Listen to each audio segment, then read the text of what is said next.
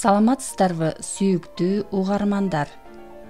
Назарыңыздарда Сулайман Рыспаевдин күтүүсүз келген мейман аңгемеси. Окуп аудиолоштурган Жылдыз Турсунбаевна. Теребелди жөө туман чылк каптап, күзгү жаан нөшөрлөп жаап турган. Көзгө сайса көрүнгүс түн. Бул аймактагылар эчак орунга отурушкан. Исхак жаңы эле чечинип жатууга камынган. Аялы Тумар эмчектеги баласын эмизген бойдон көзү илинген. Арытада улуусу мемиреп уйкуда. Бөлмө түнкү ширин тынчтыкта көөлгүп турат. Исхак жаздыкка баш коюп жатып, баш жактагы чырактын билигин бүлбүлдөтө чыгарып көзүн ирмеди. Ошол маалда ит безелине үрүп жиберди. Малжандыр деп ойлонду ал. Жок, аттын аягынын дабышы чыкты. Жети түндө ким келмек эле? Атчан улам жакындап, үйдүн босогосуна келди. Ит өлүп тирилип асылат. Балдар чукуранышып, кайра тынчышты. Тумар да ойгонуп, киши келди белем, деди көзүн уккалап.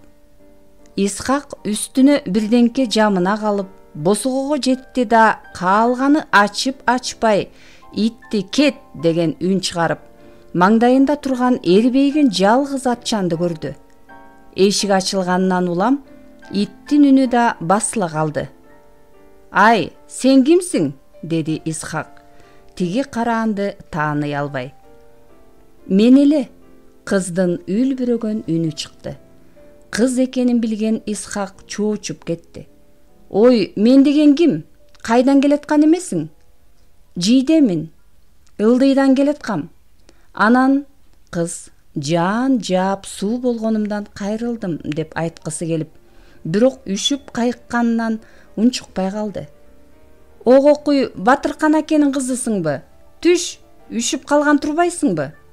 Исхак аттын тизгининен жылуулуп кызды аттан көтөрүп алды да, кире бер үйгө, мен байлай келейин, деп ары бастырма жакка басты.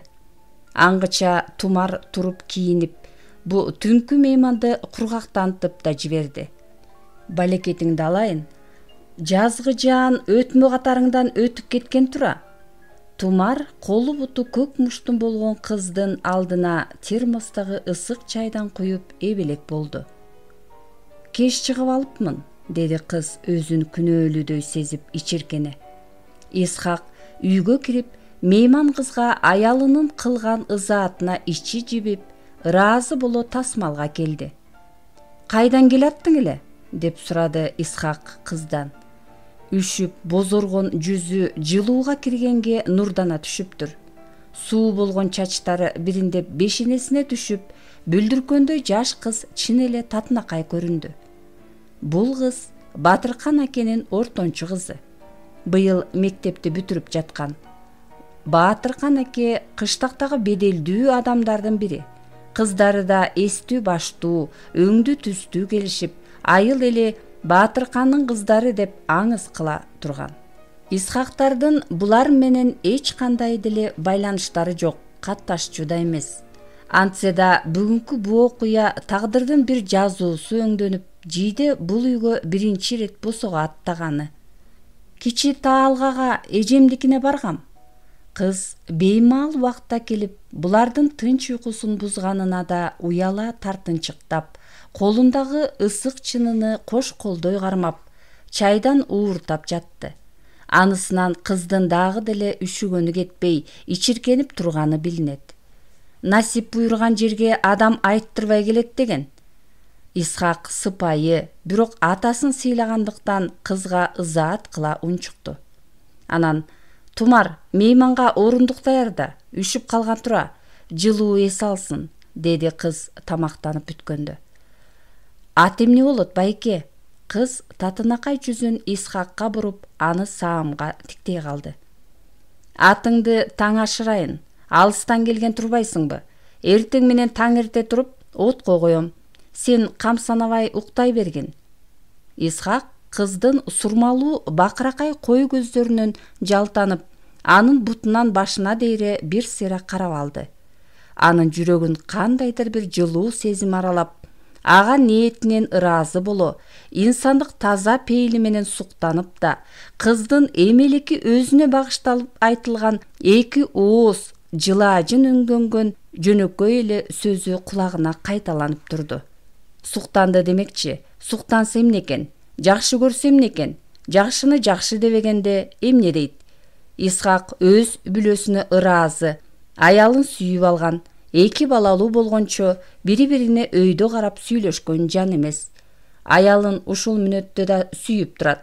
Бирок турмуштагы кооздукка, асылдыкка, сулуулукка карата болгон ойноок эрке сезим туюму Исхактагы аялын, балдарын сүйүү менен эле биротоло өчүп калган эместир.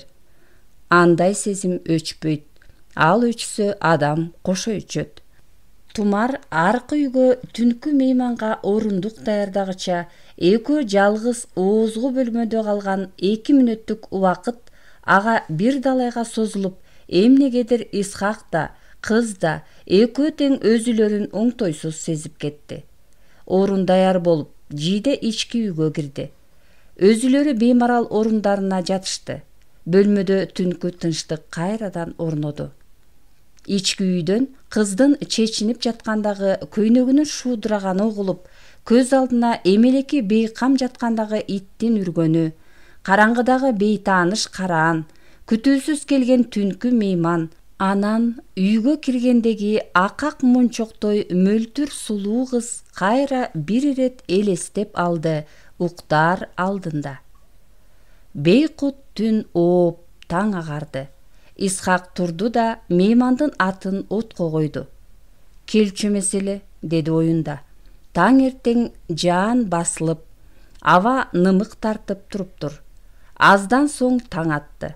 Мейман кыз да эрте туруп чайга күтпөй эле кетүүгө камынды. Тумар да, Исхак да куттуу үйдөн куру чыкпайт дешип кетиришпеди. Кыз кыйылып, бирок алардын бу меймандостугуна ыраазы болуп, үйүнө айтып барууну ойлоп отурду. Ак самор булоолонуп, чай да бат эле алдыга келди. Ак ниет менен сунган аш ширин татыйт. Кыз дагы ыраазы боло, алар менен жылдызы жанып, ачылып сүйлөштү. Баятан белки шашканы унутулуп, кечке дейре болсо да кеткиси келбей, кетсе да кайрылып бир ирет келүү оюна түшө берди. Баштыгын ачып, эжесинин үйүнөн сала чыккан сормо конфеттен тиги уктап жаткан уулуңарга деп, кой десе болбой алып чыгып тасмалга койду. Буларды көптөн бери таттуулаша жүргөн эң жакын адамдарындай көрүп кетти. Ачык айрым, ыймандуу, жылдыздуу кыз Исхак менен Тумарга да жагып калды. Кыз жөнөмөк болгондо карашса, анын жоолугу кургабай калыптыр. Кап, кургай элек тура, деди Тумар кейип. Анан ойлоно калып минтти. Мейли, мен сага өзүмдүн жоолугумду берейин. Бир күнү алып келип таштап кетерсиң. Тумар төркүйдөн өзүнүн сыйга салынчу гүлдүү ак жоолугун алып чыкты. Тим эле койбойсуз да, эже.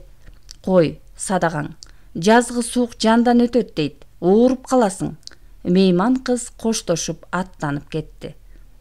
Ошондо гана бу мурдатан ымаласы жок, кайдыгер эле бирөөгө жалгыз жакшы көргөн баш кийимин салынтып жибергенине негедир ичи ооруна түштү. Ошо ичи ооруна калганына өзү кайра өкүнүп, бекер шекчилдиктин кереги эмне деп өзүн токтотту кайра. Үйдө өзүлөрү калышты.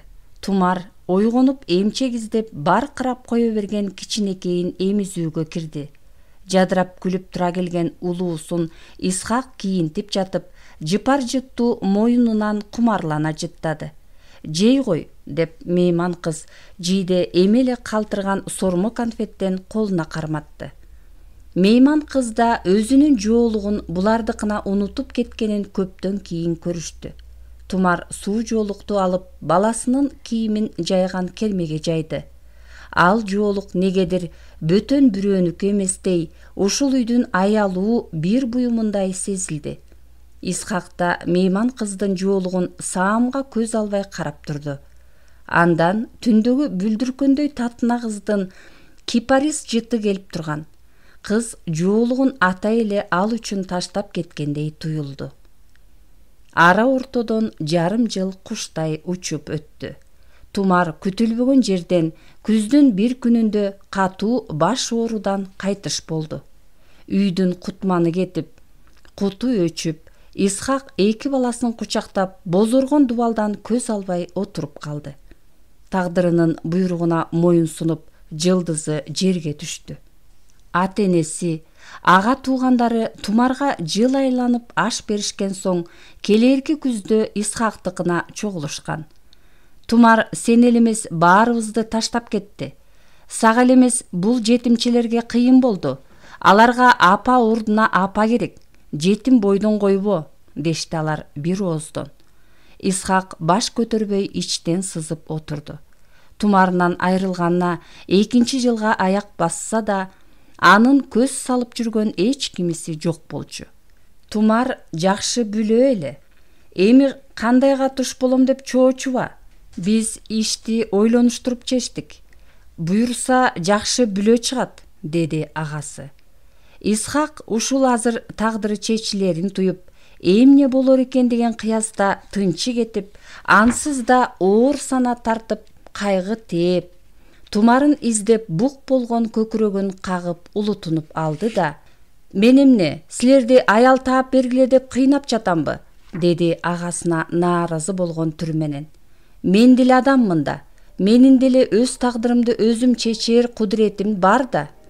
"Аның чын", деди апасы да сөзгө аралаша, оор абалды жумшартуунун айласын издеп. "Бирок биз тиги жетимчилериңдин да эртеңин ойлоп, ошолорго имерилип ийип берер, сага да ыманы ысык бирөө болсо деп жүрөбүз, балам. Өз тагдырыңды өзүң чечесиң, албетте. Бирок..." Ортодо оор тынчтык орноду. "Буларга эмне десе болот? Деги буларың мени кимге жолуктурганы жатышат? Жок дегенде..."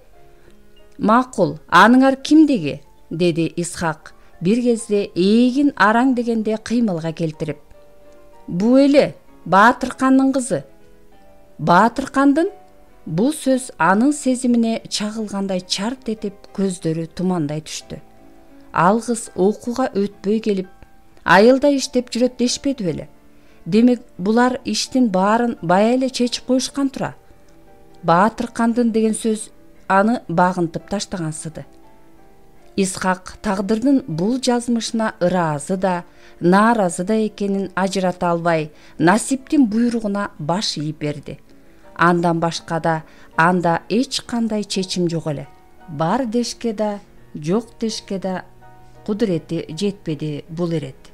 Анын көз алдында баягыда жазгы жаандуу бир түнү бейкам жатканда күтүүсүз келип түнөп, аялы Тумардын ак жоолугун салынып, өзүнүкүн унутуп таштап кеткен назик мейман кыз карагат көздөрүн элестеп турду.